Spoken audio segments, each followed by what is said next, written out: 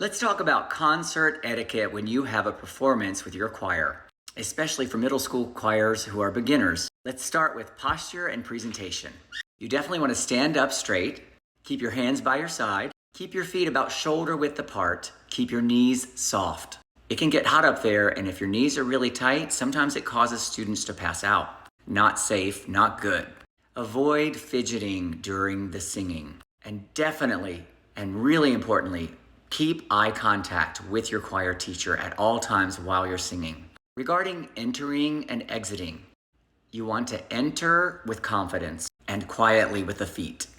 On the risers, it can be noisy. If you have any questions during rehearsal about how to enter, make sure you ask them. Always wait for your cue before moving on the entrance and on the exit. Always be aware of your surroundings and avoid bumping into fellow choir members. Regarding performance attire, what to wear. Always wear the designated choir outfit. Make sure it fits you neatly and that it's appropriate. Avoid wearing distracting jewelry.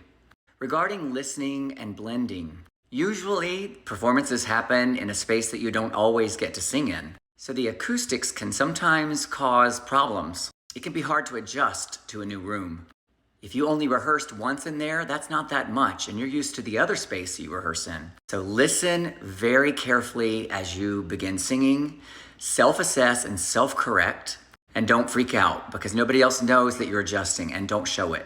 Avoid overpowering or pushing, and avoid under-singing or singing too softly, especially in the first song, because that can really hurt your confidence. Regarding applause and acknowledgement, always acknowledge the audience before you start the first song, with a smile, and at the end of the performance as well. If you've been taught to bow, make sure you watch your conductor for the cue so that it's very neatly done.